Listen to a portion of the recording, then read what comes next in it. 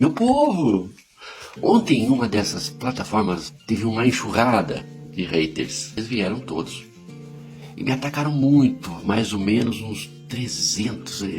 Eu até perdi a conta, e por mais que eu conheça a técnica do distanciamento, de como não reagir a partir do estímulo dos outros, de manter uma posição neutra, entendendo que quando o outro diz de mim, ele fala de si mesmo, apesar de eu compreender isso, de eu saber que os ataques são respostas que as pessoas dão a elas mesmas, e que se me atacam porque se viram no que eu disse e se sentiram incomodadas com aquilo que denuncio que elas são. Elas respondem o que são e dizem de si quando falam de mim. Mas a toxicidade disso foi me causando um mal-estar, assim, sabe? O que eu tenho a dizer aqui é muito importante. Para a direita, para a esquerda, não interessa onde você se localiza nesse espectro aí polarizado, qual é a sua identificação com qual que seja a ideologia. Quando você conhece essas ideologias, a grande maioria não sabe o que é direita e nem o que é esquerda.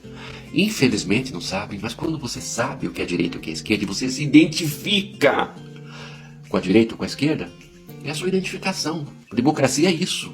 Diferentes que coexistem. E isso é saudável. Está previsto na Constituição. Pluralidade política que é resultado da pluralidade de pessoas que, por serem plurais, não precisam concordar umas com as outras. Precisam se respeitar. Este movimento extrema-direita não chamamos de fascismo assim por acaso. Aquele mais instruído, ele distorce os fatos. E aquele menos instruído é movido pelo ódio mesmo. Ele não vai conseguir distorcer porque não tem capacidade de construir esse discurso. Ele te ataca diretamente. Não é? Mesmo sendo calúnia, mesmo sendo difamação, mesmo sendo a incitação à violência, à destruição do outro, ao fim da oposição, eles chamam isso de liberdade de expressão. E eu falava que, por sermos plurais, a política é plural. E dentro dessa pluralidade cabe todos. E todos dialogam. Eles não aceitam o diferente. E por isso são fascistas. Porque o fascismo é um conglomerado de pessoas que pensam juntas, e dentro do grupo não existe pensamento individual, a inteligência individual ela é diminuída e as pessoas passam a responder no grupo a comandos do líder. Tudo que o líder falar é lei a esses que estão no grupo. E o grupo vira uma coisa só. Por isso que as frases são sempre as mesmas. Eles repetem o que no grupo ouvem. E o grupo vai se tornando uma massa. E aí reside o perigo. É muito perigoso. Essa massa é uma massa irracional. Freud chamava isso de pensamento de rebanho. Antes de Freud, o Gustave Le Bon, que morreu antes do seu país, a França, ser invadida pelos nazistas, previu, e não foi uma previsão mística, previu cientificamente, no seu livro Psicologia das Multidões, ele fala dos perigos das massas, e o conhecimento de Le Bon, que era um alerta a esse perigo das massas, foi usado pelos fascistas para aprisionar as mentes das pessoas. Por isso que, a exemplo da Alemanha, os alemães, em sua grande maioria, concordaram com as atrocidades do Hitler.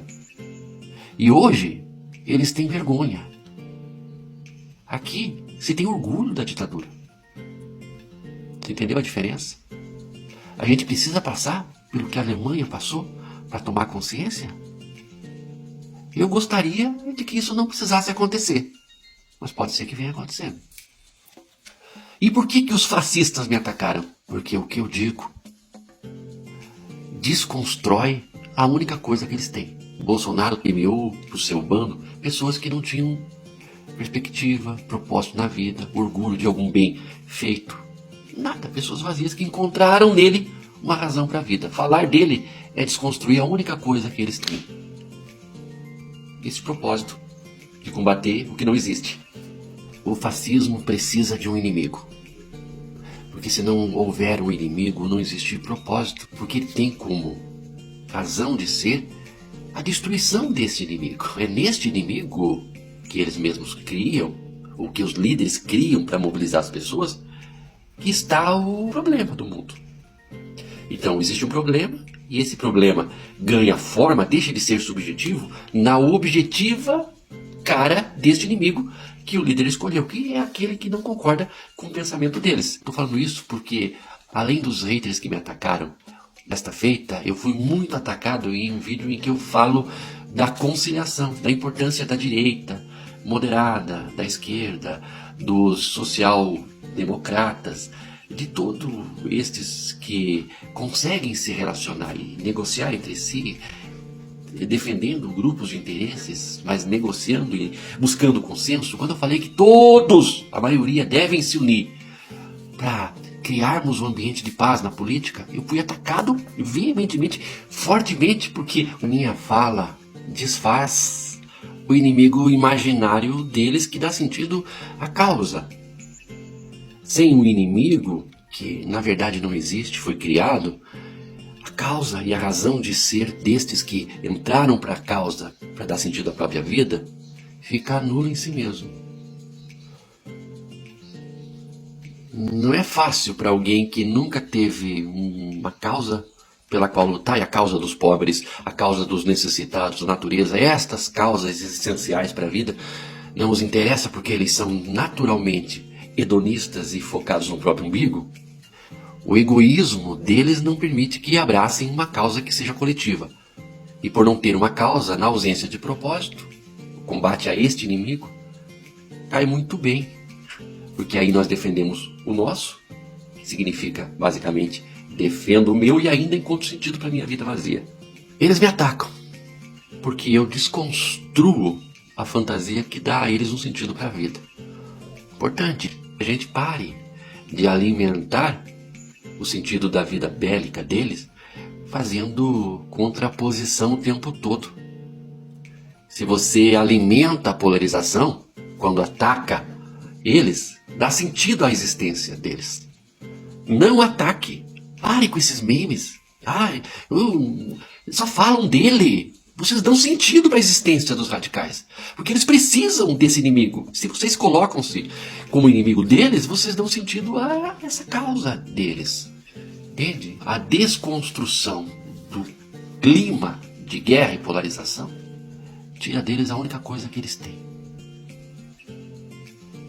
As vítimas da extrema-direita são pessoas que não têm fé na vida, não têm fé no futuro. Olha para trás, geralmente as pessoas de meia idade,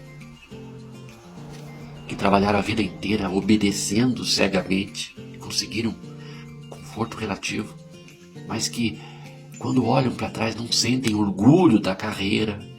São gente sem propósito e que, portanto, encontram um propósito e sentido de vida nos acampamentos e feito a quartéis, como aconteceu. Este pessoal está sofrendo muito e eles ainda têm esperança de que ressurja um líder, que não precisa ser aquele, porque o movimento está muito acima do líder. Líder pode ser qualquer um, até uma foto, até uma imagem, qualquer coisa que aglutine o grupo.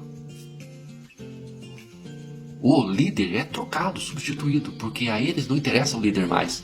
O que interessa para eles é o sentido da própria existência, da própria vida. Eles precisam da guerra, do clima de guerra. E se alguém fala de paz, a paz implica na não existência dos patriotas. Os patriotas estão todos aglutinados em torno da perseguição de um inimigo. Se não existir um inimigo, o que eles vão fazer das suas pobres vidas miseráveis? Você entendeu o tamanho do problema que o ladrãozinho trouxe para o Brasil? Isso não se resolve assim. Isso vai longe. E eles continuam alimentando essas bolhas para que mais se libertem do condicionamento deles, do estado de semi-hipnose. E aí os deputados viajam para os Estados Unidos para fazer um videozinho, só para alimentar essas pessoas nesse estado de alienação. Isto que eles fazem, eles chamam de liberdade de expressão. Olha a maldade.